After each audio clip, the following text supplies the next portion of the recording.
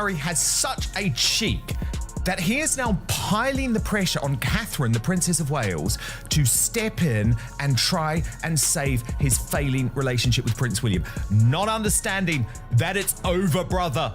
It is gone. Finito. Just accept it. They choked off any information Harry and Meghan had, which is all the currency they had to sell. They have no more royal news to sell, and they're slowly going down the tubes. They've lost everything. Why would you ever want Harry around when he's going to insist on bringing his wife, who once made you cry, then lied about it to Oprah, and always seems to have... Catherine was reportedly one of the last people inside the royal family who still believed Prince Harry might one day find his way back.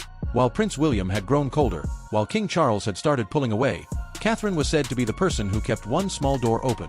Not because she agreed with what Harry had done, and not because she had forgotten the pain, but because she understood what two brothers meant to each other before everything collapsed. But now, according to royal commentators, even that door has closed. The damage became too deep, too personal, and too unforgivable. Sources and commentators say William no longer trusts Harry with private access, not even something as basic as a phone number, because in William's view, anything Harry hears can eventually become a headline, a briefing, a book paragraph, or a media leak. Was fuming, but was particularly upset about what Harry said about Kate. He is fiercely protective of her and will find it hard to ever get over it and have a proper relationship with his brother again. For a long time, Catherine was described as the last person still willing to give Harry a chance. William was done. Charles was stepping back. But Catherine, as a mother and as someone who once believed brothers should never be permanently divided, reportedly kept that door open just a little. Then Harry crossed what commentators describe as her final line. While Catherine was still recovering from cancer, still trying to rebuild her strength, still protecting her children and her privacy, Harry went public again and used his own father's cancer diagnosis as part of another media conversation. For Catherine, according to sources, that was the moment everything changed. That Kate was the last senior royal to hold out hope for a reconciliation, but that Harry's public comments about King Charles's cancer diagnosis were her final straw. Wakeford writes, the picture that emerges is of a family in which the most emotionally generous member finally ran out of patience, and the most instinctively decisive. Sources say Catherine looked at the full pattern of what Harry had done and reached a cold conclusion. This was on him. The one person in the family who still tried to keep the peace had finally stopped trying. And now, according to commentators, Harry is allegedly using back channels and media pressure to push Catherine, the very woman he helped drag into years of public attacks, to step in and fix things with William. Reports suggest he wants the public to believe Catherine is the only person who can still reach William. But critics say the audacity is stunning. After everything Catherine endured, after the attacks, the accusations, the public pressure, and the silence when she needed protection, Harry now allegedly wants her to become his bridge back into the family. Dan Wakeford says, Harry wants a reconciliation. He regrets the things he said in the book, the documentary, and doing that again is off the table. Yeah, right. What's heartbreaking is he kind of has hoped that William would stumble a little and reach out and need him. I don't know if I believe this. He's got no avenue to communicate with him. However, the expert claimed it cannot happen as Harry reportedly no longer even has William. Dan Wakeford put the situation plainly. He said the only person who might still get through to William is Catherine. But the part many people are now asking is simple. What if Catherine does not want to anymore? What if she has reached the point where protecting her husband, her children, and her peace matters more than rescuing the man who helped create the damage? As Paul Burrell pointed out, critics say Harry has used this pattern before. He tried something similar with King Charles. He presented the idea of returning, but only with conditions attached. It did not work then, and royal watchers doubt it will work now. He did with King Charles a couple months ago when he let it be known through a source, wink, friend, wink, that he would be happy to accept an invitation to Sandringham, but of course, he would only go if his wife and kids were there, and that... Oh yeah, and if there's full security paid for by people like me. And if he knew who else was going to be there. So it's the same kind of BS that's happening. According to commentators, Harry has repeatedly floated the idea of coming back, but never simply, never humbly, and never without terms. The reported message is always that Meghan must be included, the children must be included, taxpayer-funded security must be restored, and Harry should have a say in who else is allowed in the room. Critics say it is always framed as an olive branch, but underneath it are demands, conditions, and pressure. This is the same Harry whose memoir Spare included painful claims about Catherine. This is the same family drama where Meghan described the pre-wedding bridesmaid dispute on Oprah, shifting the public version of what happened and leaving Catherine exposed to global criticism. This is the same couple whose supporters targeted Catherine while she was privately dealing with cancer. And now, critics say, Harry wants Catherine to fix the mess for him. The only one who wore the Nazi uniform and made those comments about his fellow soldiers, calling them packy heads and all the stuff that he did. He's actually the only racist in the family. And even that he hasn't taken responsibility for. He blamed that on William and Catherine. Commentators claim William changed his number, and Harry does not have it. Even if Harry somehow got it, royal insiders suggest William would not answer. That is how complete the breakdown has become. A palace source said William was furious over Spare, but critics argue it was not only the physical fight allegations or the mockery that caused permanent damage. They say the deepest wound came from what Harry wrote and allowed to be said about Catherine. For William, the attacks on his wife were different. They were not simply family arguments. They were attacks on the woman protecting his children and carrying the public burden of the future monarchy. Some commentators go even further and claim William believes the stress of the attacks from Harry, Meghan, the media war, and online harassment may have contributed to Catherine's physical suffering during her cancer journey. That is a serious claim and not a medical finding, but it shows how deeply some royal commentators believe William connects the family conflict to the pressure placed on his wife. So the question becomes obvious. Why would Catherine open that door again?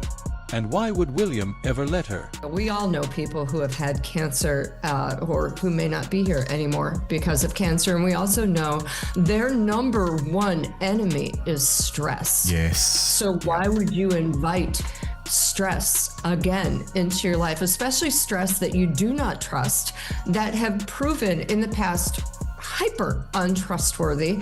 And not to mention, why would you ever want Harry around when he's going to insist on bringing his wife, who once made you cry, then lied about it? Why would anyone unlock the door for people they believe have already proven they cannot be trusted? Commentators argue Catherine will not do it, and this goes much deeper than a memoir.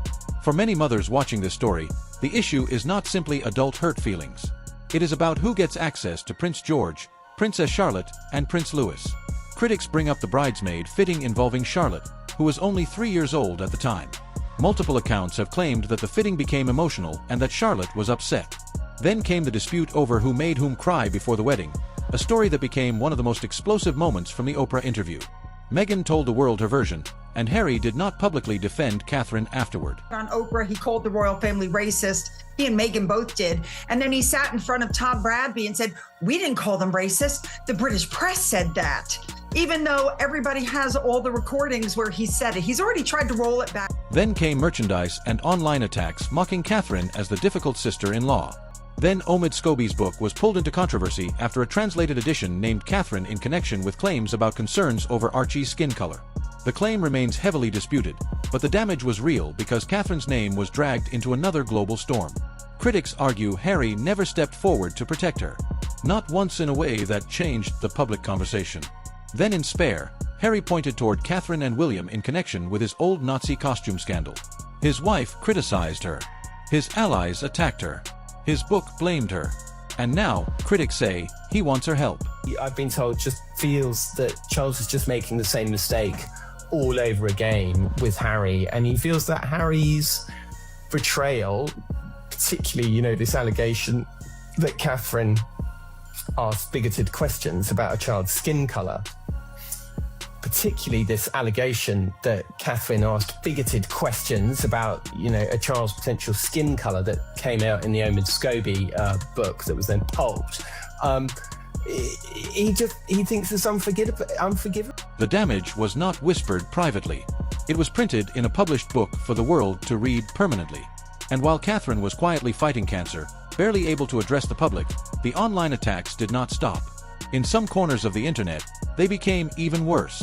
People questioned whether she was truly ill. They spread cruel theories about a woman in treatment. Critics say Meghan never publicly told those voices to stop. So let us be clear about what royal commentators believe Harry is asking now. After the bullying claims, after the public accusations, after the racial controversy, after the attacks during Catherine's cancer treatment, and after everything William believes his wife endured, Harry allegedly wants Catherine to walk into William's space and say, let him back in. For critics, the nerve of that request is almost beyond words. And created negative, hateful content against their own family. And once you do that and you got nothing else to sell. But it went on and on and on. Paul Burrell said it plainly. Why would Catherine agree to have Harry around when Meghan comes as part of the package? And think about what that means. One awkward greeting. One cool look. One person not being warm enough. Then what happens? Critics argue everyone already knows the pattern. If Meghan feels slighted, the explanation becomes something bigger, darker, and more damaging than an uncomfortable family moment. Critics say the fear is that any private gathering could become another accusation. Catherine knows that. William knows that. And many royal watchers believe the entire family knows it too. Say I don't like you, and I have to be pleasant to you, but if you feel slighted because perhaps I'm not as effusive as you'd like me to be, then what are you going to do? Say I'm a racist? That will happen again, because in her mind, if we look at Meghan, in her mind, no one could possibly not love. For William, this is not only about avoiding drama. It is about protecting his children from people he believes turn private family moments into weapons. Every gathering can become a headline. Every conversation can become content. Every uncomfortable moment can become material for a book, a documentary, a podcast, or a future interview. That is why commentators say Catherine has made her decision. And to many mothers watching, it is exactly the decision they would make. If you still need proof of how frozen out Harry has become, critics point to Peter Phillips's wedding. Harry was not invited. Not by enemies. Not by strangers. By his own cousin. Common unspoken consent. Harry and Meghan's names were not mentioned, that they are persona non grata to such an extent that everybody understood it would be a solecism to mention the names of, wait for it, I made a note of it, the tosser and the dosser. This is the same Peter Phillips who stood close to Harry during some of the most painful moments after Princess Diana's death, the cousin who shared a childhood connection with both brothers. Yet according to reports and commentators, Harry did not receive an invitation to the wedding. Then, critics say, Harry tried to control the narrative. A story appeared suggesting he had chosen not to attend because he was unhappy about photographers or the media arrangement.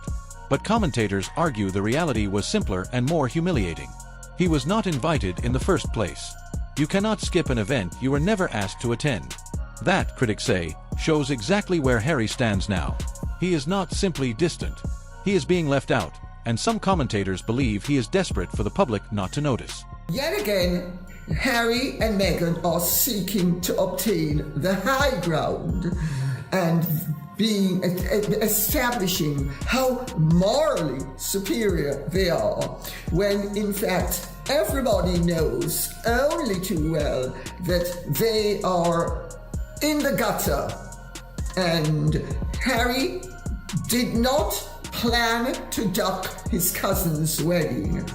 You can't duck that which is not a part of the occasion. Harry wasn't asked to the wedding.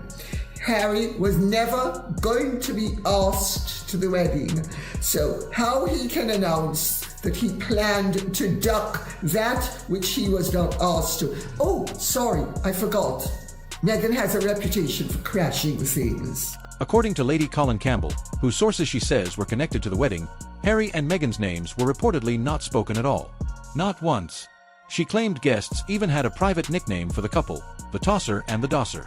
Whether people believe that wording or not, the point being made was clear. Commentators say the family was not debating Harry. They were moving on without him. William and Catherine were there. Catherine reportedly looked radiant. The atmosphere was relaxed.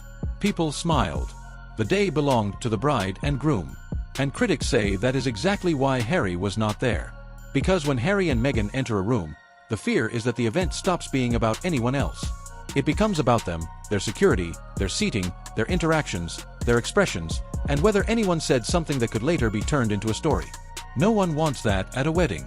No one trusts Harry around anything they want to keep private. And they sold those hateful stories and shared those secrets of their own family. That's a hard thing to come back from. Once you lose the trust, it's gone. You can't get it. Even Princess Beatrice and Princess Eugenie reportedly received invitations. Prince Andrew's daughters, despite the shadow around their father and one of the biggest scandals in modern royal history, were still welcome. Harry was not. Critics say that contrast speaks loudly. Then Harry reportedly complained about Peter Phillips selling photos to Hello magazine. Critics called that rich, because this is the same Harry who sold private family memories through Netflix, filled Spare with claims about relatives, and turned intimate family arguments into public content. For critics, Harry standing on moral ground about wedding photographs feels impossible to take seriously. As Lady Colin Campbell put it, in her own blunt style, he has one hell of a nerve. And critics believe the family is now done pretending otherwise. Every door is closing one by one, and this time, nobody seems willing to hold them open. He has one hell of a nerve to be trying to stand on the moral high ground that Peter had sold photographs of his first wedding to Hello when Harry has sold out his family in Spare and to Netflix with not only a joyous occasion, but a whole heap of lies. So why the desperation? Why the back channels? Why the media pressure on Catherine? Critics say one answer sits behind everything: money. According to commentators, the Montecito lifestyle is extremely expensive, with estimates around $6 million a year to maintain their security, staff, home, travel, PR, legal needs, and public-facing operation. And critics argue the money machine is not working the way it once did. Netflix is uncertain. Spotify is gone. Lemonada has not become the comeback engine people expected. Speaking fees are not what they were. Charitable projects are being scrutinized. Products have been mocked online, including reports of merchandise ending up unsold on resale platforms. Meghan is selling lifestyle products and jam. Harry is reportedly no longer active in the same way at the one corporate role listed around 2024. Wealthy friends who once opened doors, offered jets, and provided access appear less available. Staff changes have continued. Critics say the operation looks weaker than it did in the early Megxit years. And the only thing left with serious value is the royal connection. That, commentators argue, is exactly what William and Catherine will never hand back. A year, $6 million a year to cover all their expenses. And up until now, their billionaire friends like Jamie Kern, Lena, and all of them, and that Victoria Jackson woman with the makeup, have been letting them use their private jets and stay in their homes. But you know, after a couple of years of being used that way, I'm sure they're getting sick of it. Critics say what truly terrifies Harry is the future. When King Charles dies, William becomes king. And as king, William will control access, rank, proximity, public recognition, invitations, and the institutional space around the monarchy. Commentators speculate that titles, roles, and royal positioning could become even more fragile for Harry and his children under William's reign. Whether titles are formally removed or simply made meaningless, critics argue William does not need to fight Harry publicly. He only has to wait. And Harry knows it. Thinks he can have his cake and eat it too. He can do whatever the hell he wants, and no one will stop him. And he may be right. They may not actually say anything. They may not take his titles away, but they will make them ineffective by never being in the same room with him again. Harry once told the world William was trapped. He compared royal life to the Truman Show, a prison, a lie. So critics now ask the obvious question. If it was such a prison, why is Harry allegedly trying so hard to get near it again? Because, critics say, that so-called prison came with a palace, security worth millions, institutional power, global status, automatic relevance, and a name that opened doors everywhere. Harry said he left because he was trapped. Critics say he left, took everything he could carry, and then discovered something brutal outside those walls. The world did not care about Harry as much as it cared about Harry the Prince. That is the truth critics believe he cannot say out loud. Not to Meghan. Not to the public. Maybe not even to himself. He was not escaping the only thing that trapped him. He was walking away from the only thing that made him globally valuable. Too happy by the fact that suddenly everything they put in it, you know, the refurbishments and stuff like that, well, all being ripped apart. And this was very much played out in the public domain by the... Critics argue that if $100 million landed in Harry's lap tomorrow, he could still be attacking William by the weekend. That is why Catherine is said to be finished. In their view, this is not bitterness. It is clarity. And some public appearances have only added to that narrative. Critics point to the Australia trip where crowd turnout was mocked online. They point to moments where Meghan appeared in Switzerland, speaking near ordinary public spaces while people nearby seemed more focused on their own day than her message. They point to Harry at polo, barefoot on the grass, holding a drink and popcorn, watching from the sidelines, while Nacho Figueres was on horseback. The image, for critics, looked less like freedom and more like a man waiting for direction. This is the freedom Harry chose, they say. Who he was sort of watching forlornly, like he was the sort of like lover. It was weird. Yeah. Well, I mean, Nacho's really his only friend around there. So he's probably like, get off your horse and come talk to me. I'm still lonely. I've got no one to talk. He attends events alone. He appears at dinners connected to Meghan's circle without Meghan present. Critics say the separation is playing out in public and nobody is shocked anymore. But behind palace walls, another tension is reportedly building. According to Tom Sykes, William is not only furious with Harry, he is also frustrated with King Charles. The claim is that William believes Charles is making the same mistake with Harry that he made with Prince Andrew, keeping the door open too long, managing the problem quietly, hoping time will solve it. William watched what happened with Andrew, and critics say he sees a dangerous pattern. On Catherine, especially, William's position is not flexible. The false racism accusations and the public damage done to his wife are, in his view, unforgivable. Commentators say there is no path back for Harry while Meghan is involved. Not now. Not later. Possibly not ever. The royal family will never let those kids in, because if you let the kids in, you let Harry and Meghan in. He's screwed his whole... People close to William often describe him as someone who moves to the beat of his own drum. Nobody can push him into something he does not want to do. And according to royal commentators, he does not want Harry back. Not this summer. Not on Harry's terms. Not on anyone's terms. Paul Burrell has also claimed King Charles will not be meeting Harry this summer either.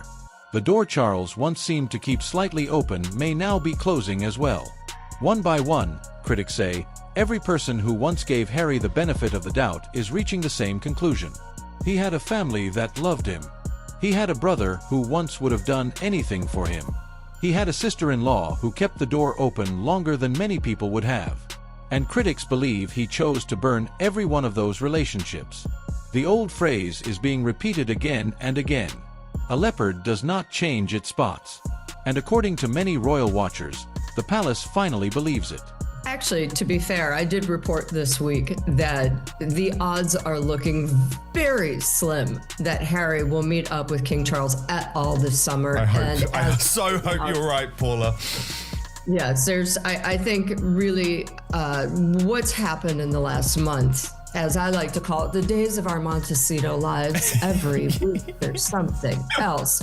So these guys, you know, they've just behaved so badly lately. And really, ever since they tore up the Sandringham agreement with that cover in People magazine, and really have just, with the monetizing of the children and the family, I don't think there's any way that Charles can meet with him, at least publicly. I do not believe he will show up to Birmingham. Invictus in Birmingham may be one of Harry's few remaining reasons to return to the UK, even though critics argue much of the work could be handled remotely. Yet he is still expected to cross the Atlantic, and commentators believe he is chasing a meeting that may never happen. The palace does not even need to strip the titles, critics argue. They can do something far more devastating. They can make the titles mean nothing. No room. No acknowledgement. No seat at any table that matters. Just silence. Royal watchers compare it to the way the Duke of Windsor and Wallis Simpson were handled. Titles remained, but real power, proximity, and family trust were gone. Keep the name. Keep the title. But stay outside. Critics say Harry was warned before he left. He was told where the lines were and what would happen if he crossed them. Then he crossed every line. Now, in their view, he stands outside looking in at the family, the institution, and the life he left behind, wondering why no one is opening the door. Catherine has already answered that question. She just did it without words. Beforehand, and he was always told there are these certain red lines, and if you cross those red lines, it's over, and my God, he crossed them, you know. Harry was warned before he walked away. He was told what the boundaries were. He knew what would happen if he crossed them. But critics say he used every piece of access he had, sold private conversations, exposed family secrets, burned bridges while they were still warm, and now finds himself with nothing left to sell. No brother. No father willing to bend publicly. No sister-in-law stepping in to save him. Not even a cousin sending a wedding invitation. People keep saying Harry is failing, but commentators argue that may not be strong enough. They say it is over. Completely, finally, and irreversibly over. And the only person who may not have accepted that yet is Harry. Basically says he has more stories like this, that the public have no idea what truly goes on behind palace walls. I think we do, Harry, but the bottom line is nobody really cares anymore, given what you and your wife have. And critics say the final proof that Catherine made the right decision comes from Meghan's own family situation. Meghan has built much of her public language around family, forgiveness, authenticity, compassion, and healing. Yet her father, Thomas Markle, has reportedly faced serious health problems, including losing a leg and being fitted for a prosthetic. He has publicly said one of his final wishes is to meet his grandchildren, children he has never held, and to meet the son-in-law he has never shaken hands with. Meghan reportedly does not return his calls. Critics say this is the woman Harry chose over his brother, over his father, over Catherine, over George, Charlotte, and Louis, and over a family that once would have protected him for life. A woman who speaks publicly about forgiveness while remaining estranged from her own elderly father. Critics say Catherine saw it clearly. William saw it clearly. And now the wider public is starting to see it too. Say also her whole brand is on family, forgiveness, love, right. And yet she won't talk to her own father, who just had a leg amputated due to a life-threatening blood clot. He's now back in the United States trying to get fitted for a prosthetic. She still has. Critics argue Meghan cut off Thomas Markle over paparazzi photos, yet later participated in staged photo opportunities herself through controlled media setups. Some even believe she used the situation with her father to remove him from the wedding narrative, though that remains an allegation and not an established fact. They point out that while she reportedly refuses contact with her father, she has sent products and gifts to online figures who mock Catherine, including accounts accused of making cruel comments during Catherine's cancer battle. Critics say that contrast is impossible to ignore. This, they argue, is who Harry wants near George, Charlotte, and Louis. A woman critics accuse of abandoning her ill father while selling forgiveness to the world. A woman they accuse of rewarding people who mocked a cancer patient. A woman they believe hurt Charlotte and then reshaped the story on television. For Catherine, commentators say, this is not about revenge. It is about protection. She did not close the door out of spite. She closed it to protect her children. And many people watching believe she was right. Why would you ever want Harry around when he's going to insist on bringing his wife, who once made you cry, then lied about it to Oprah, and always seems to have varying recollections? Not to mention, you really don't want his wife around who would sell clothing to the effect of what to wear to meet your evil. Catherine is not torn about this, according to royal commentators. Not even slightly. She is described as solid, immovable, and completely done. Her children come first. William comes first. Their peace comes first. Their safety comes first. Their future comes first. And Harry comes last. Critics say Harry is out because that is the price of burning the people who loved him most. Once trust is gone, access is gone. Once family pain becomes public product, private doors close. Once a brother believes his wife and children are safer without you nearby, there is no quick way back. He's really his only friend around there. So he's probably like, get off your horse and come talk to me. I'm so lonely. I've got no one to talk to. That's not on my payroll. Yeah. You know, so I mean, it's quite sad, the outcome of the life he fought so hard for, that they did warn him about. And frankly, he could have still gone back into the royal fold had he not sold out his family and become the biggest hypocrite of all by acting like the press he so claims he hates. Harry had one of the most loyal brothers in the world. William was not only his brother. He was the person who had carried the same childhood grief, the same loss, the same public pain after Princess Diana died. He had a sister-in-law in Catherine who kept hoping for him long after others had stopped. He had a family that would have protected him for the rest of his life if he had protected them too. But critics believe Harry chose Meghan's agenda over all of it. He chose the interviews. He chose the leaks. He chose Spare. He chose to let private family wounds become public entertainment. He chose to stand by while Catherine became a target. He chose to let William's wife carry accusations, mockery, online cruelty, and pressure while he continued pushing his own story. And after cancer, attacks, lies, public smears, and years of having her name dragged through the mud, Catherine has reportedly made her final decision. Family first. Harry out. Nothing is going to change that. Not back channels. Not media pressure. Not Birmingham. Not Invictus. Not another emotional leak. Not a friendly source whispering to the press. Not a phone call that William will never answer.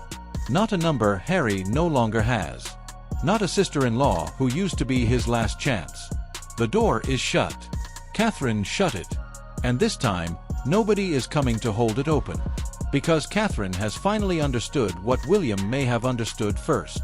Some people do not come back to family because they miss the family. Some people come back because they need the value of the family again. And critics say that is the painful truth at the center of Harry's position.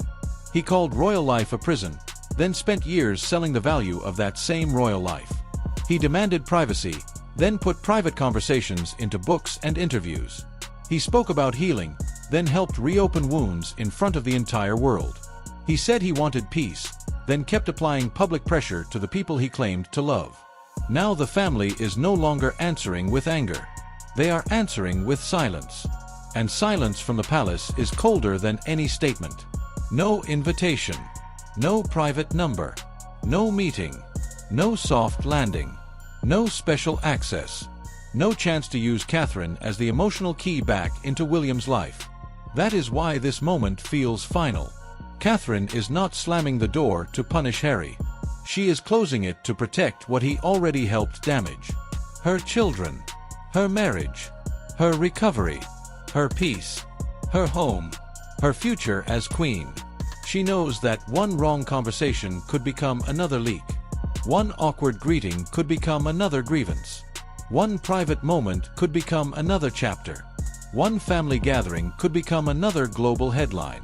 And after everything she has lived through, she is not giving that risk another seat at her table. George, Charlotte, and Louis come first. William comes first. The family she has built comes first. Harry does not. And that is the ending Harry never seemed to believe would happen. He may have thought the door would always stay open because he was the son of King Charles, the brother of the future king, the boy the public once loved, the prince who could always come back after a storm. But critics say this time is different. This time, the damage did not pass. It settled. It hardened. It became policy. It became protection. The royal family has not forgotten Harry. They remember exactly what happened.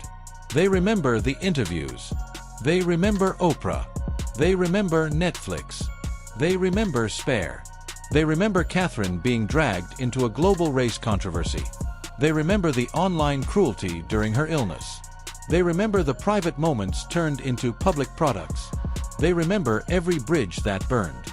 And now Harry is standing outside the life he once mocked, watching William and Catherine move forward without him, watching the institution continue without him, watching weddings happen without him, watching family gatherings happen without him, watching the same monarchy he called a trap prove that it never needed him to survive.